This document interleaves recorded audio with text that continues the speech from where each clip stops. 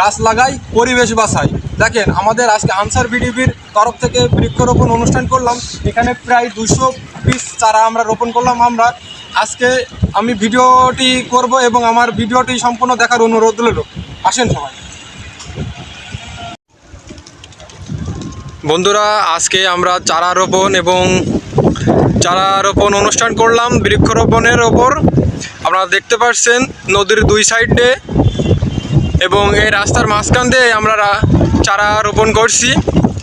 প্রায় 200 পিস চারা আমরা রোপণ করছি। আপনারা দেখতে পাচ্ছেন আজকে মেঠো পথে চারা রোপণ করে আমরা পরিবেশকে ভালো রাখার জন্য এই চারা আমরা রোপণ করলাম নিঃস্বার্থে। আপনারা দেখতে পাচ্ছেন এই যে দুই পাশ দিয়ে রাস্তার পাশ দিয়ে আমরা চারা রোপণ করছি অনেক দূর। এই অবদায় আমরা অনেক চারা রোপণ করেছি এবং এই নদী দেখছেন, নদী এই যে পানির যে স্রোত, এই কিনারায় অনেক পানির কারণে এই দুই পাশের এই কুল, এই মাটি ভেঙে যায়। এই জন্য আমরা এই চারা রোপণ করেছি যাতে এই এলাকার মানুষজন যাতে সুন্দরভাবে বসবাস করতে পারে, যাতে পানির স্রোতে কেউ জলাবদ্ধতা না হয়ে যায়। এই জন্য আমরা এই চারা রোপণ করেছি। আপনারা দেখতে পাচ্ছেন, দেখেন এই যে নদীর স্রোত অত্যন্ত ভয়ানক। দেখতে পাচ্ছেন প্রচুর স্রোত, যেন কেমন মনের ভিতর হাহাকার করছে। এই কপোতাক্ষ নদীর তীরে, এই কপোতাক্ষ নদী একটা মাইকেল মধুসূদন দত্তের এই কপোতাক্ষ মেলা, এই কপোতাক্ষ নদীর তীরে তিনি বসে বসে তার কবিতা ছন্দ আবৃত্তি করেছিলেন। নিজ ভাষায় তিনি কবিতা লিখেছেন, সাহিত্যিক রচনা করেছেন। আপনারা জানেন হয়তো তিনি একটা বিশ্বর ভিতর একটা মহৎ ব্যক্তি। এই জন্য এই কপোতাক্ষর নাম সুনাম ধন্য হয়ে রয়েছে এবং আরও এই কপোতাক্ষর নদীর তীরে আমাদের অনেক স্মৃতি রয়েছে। এই কপোতাক্ষর মাঝেই ও পাশে রয়েছে বিশাল বড় বিল। এই বিলে প্রতি বছরের ন্যায় ঘোড়ার দৌড় প্রতিযোগিতা হয়। এবারও আমি আসছিলাম জালালপুর ইউনিয়নে, হাড্ডাহাড্ডি লড়াই হয়েছিল। আপনারা এখানে আসবেন এবং উপভোগ করবেন এবং খেলার অনুষ্ঠান আরও হবে এবং আপনাদেরকে আসার আমন্ত্রণ রইল। দেখছেন বন্ধুরা, আমি গুটি পায়ে আপনাদের সামনে আরও দেখাতে চলেছি। আস্তে আস্তে এখানে অনেক চারা রোপণ করেছি আমরা এবং আরও ভবিষ্যতে করতে চাই। আমাদের ডিপার্টমেন্টের এই আনসার ভিডিপির আমরা সকলেই মিলে একসাথে কাজ করি এবং যে কোনো দুর্যোগ মোকাবেলায় আমরা এগিয়ে আসি। আপনারা দেখছেন বন্ধুরা, দেখেন নদীটি কতটা ভয়ানক এবং কতটা বড়। আপনারা না দেখলে বুঝতে পারবেন না।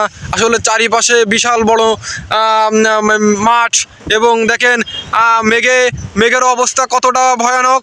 অনেক মেঘ হয়েছে, আপনারা দেখতে পাচ্ছেন নীল আকাশ। এই নীল আকাশে কতটা স্মৃতি আমাদের মাঝে আজকের স্মৃতি হয়ে রয়ে যাবে। আমাদের এই যে সময় চলে যাবে কিন্তু স্মৃতি রয়ে যাবে স্মৃতির পাতায়। আপনারা না দেখলে বুঝবেন না বন্ধুরা। দেখেন আজকের এই স্মৃতি আমাদের মাঝে বিচরিতভাবে রয়ে যাবে।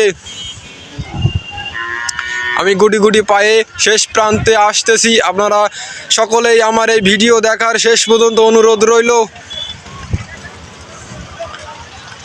চারিদিকে ছোট ছোট গাছ, মেগুনি গাছ, লম্বু গাছ এবং শিশু গাছ লাগানো হয়েছে, পাশাপাশি আমড়া গাছ লাগানো হয়েছে। আপনারা দেখতে পাচ্ছেন